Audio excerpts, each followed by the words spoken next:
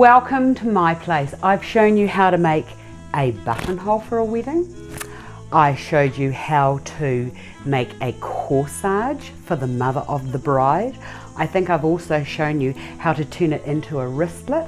Well, today we are going to go and look at how to make circlets or bridal headgear using flowers. Now, I've shown you also how to do wiring, but I'll just quietly and quickly recap. When you are doing anything that's like a headgear or a buttonhole, you need to remove as much of the stem as you can. And the reason we do that is because this here, all of the stem here actually is very, very heavy. So by removing that and then wiring that, what actually happens is you now have more control, and that wire means that you can manipulate and bend and do whatever you want to do with that flower. Now, I like to leave at least a centimetre of stem. That's here or there, depending on the type of flower that you're using will depend on what kind of wire you use. Now, before we go any further, let me just tell you about the wires. It starts at about a 16 and it goes all the way down to about a 34. The higher the number, the finer the gauge of wire. So I've got a whole heap in front of me here. The other thing is, if a flower is heavy, the heavier the wire you would use. So that's just a wee tip that you can bear in mind. The other thing that we're going to be looking at is the floral tape that you can get. I actually like this. I think they still call it parafilm, I'm not sure, but I really like that. There's this particular variety, or there is this wire, this tape here. I'm not a really big fan on this because I think that this here actually, because it's plastic, it actually holds the moisture in just a little bit better. Right, before you start, once you have wired, you need to use your tape, and that tape just goes onto there, and what you do is you just pull and stretch that, and that will actually stick back onto itself. Now, it doesn't matter whether you're wiring fresh or artificial flowers, it works exactly the same way. Now, I've got a couple of little artificial flowers here, so I'll just use those as well. Now, get rid of, as I said, get rid of that bulk. The least amount of bulk that you use on your wiring and getting rid of those stems, the better it's going to be. Now, with this particular thing, rose, because it's artificial, what I'm going to do is I'm just going to do a little loop up the back there and then hold that in one hand and a couple of twists down like so, and then we'll just put another little bit of tape around there. Now, the other reason, there are two reasons why we tape. One is for fresh flowers, is to retain the moisture. The other thing is to cover up any of your wiring so that you can't see that. And the other thing that to bear in mind is sometimes when the wire is wet, or if you're spraying your flowers and any moisture gets onto that, the wire, even though it's coated with plastic, it can rust. So bear that in mind when you're doing anything. There's nothing worse than doing a lovely frock for a girl and then a nice corsage for a mother of the bride or any kind of bridal work, and then finding that the wire rusts and puts marks onto a frock. And I've had that happen in the past, and that is not a very good thing to have to work with, because you're going to have to pay for it. Okay, so today what I thought I'd do, as I said, I want to take us on to making a headgear. Now, as I've said in the past, with anything that you do, wire and tape and get everything all ready before you start.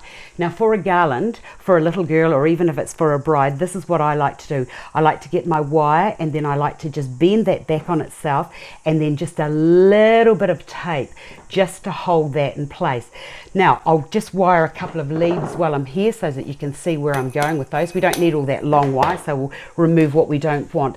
Now, with these leaves, you can either wire them singly or you can wire them together, and it's just a matter of getting your wire and then pushing that through there, pushing that down like so, and then where you've got that bulky bit there, just cut those bits off. So the least amount of bulk, the better it is. And also remember that this is going to be worn in the head. If it's heavy and you've got all this extra bulk, it's just going to make it really, really unbearable for a little girl or even a bride if they've been wearing it for the whole day. Right, once everything has been wired, it's now, and you've got everything in front of you, it's now just a matter of putting it all together. And I like to explain this next process as plaiting. And what I do is I start with one in the middle, so that little rose goes onto there, and a little bit of a leaf goes under there. And remember to use the foliage that comes with the flower. Then what you do is you don't twist anything, because when you twist the wire it makes it all thick and bulky, and we don't want that. As I said, the least amount of bulk the better. So just take your tape down there and pull it off. The next thing to do is to get another flower. So I've got one in the middle, the leaf behind it, and that's going to be like your back. We'll do one to the right, like so. Keep them quite tight together. I then do another little bit of taping. And the other thing that I do too, which is a good idea, is sometimes if I'm using artificial flowers, I don't actually tape everything all at once. It's much better. Okay, from there, so you've got one in the middle, one to the left, and I've got a little bit more foliage here, a little bit of like little fluffy stuff there. I'll put that to the left. So you've got one in the middle, one to the right, one to the left. Tape that again, and you don't need to use much tape at all, as I've already said. Right, from there we need to bring in another little leaf, so that goes in there behind it. If you didn't want to use that, you could use an ivy leaf and just push that into there like that. So that what's going to go against the head is going to be this lovely protection of the leaves. Also, a thing to bear in mind is the head emits lots and lots of heat, so sometimes, you know, it's best to use is the tape to seal and keep all the lovely moisture from the stems of the flowers contained within the casing of your taping. So one to the middle, one to the right, one to the left, another leaf, and then let's bring in another bud to there. So you put that bud there, so when it comes to putting your next rows in, you would put that over to that side like so. Whoops, it's getting away on me. And then tape that again. And this is also the same process if you were going to be making a garland of flowers to go around a cake. Exactly the same process. Right, from there we've got that little bit there, so the next thing to do would be to bring that over to that side, just as if you were doing a plait, and you continue along until you have this to the length that is desired. Now, with the magic of being seriously prepared, I've actually continued and made one here, and you can see how I've sort of like just everything is sort of like alternate. Sometimes I've put two roses together, but that depends on where you want to be putting them. So there's no hard and fast rules, and as I've said, you know, nothing in nature is perfect, so you don't need to be knocking yourselves around.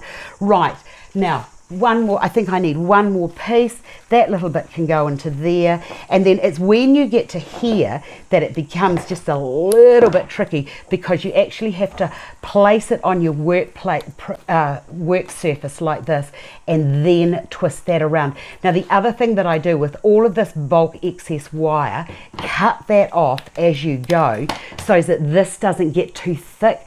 And as I said, it's going to be worn for probably, I don't know, maybe 4 or 5 hours. Who knows how long these things are going to be worn for. So just make sure that the least amount of bulk that you can get into this, the better. Also remember, as I said, don't twist anything. The tape will hold everything together.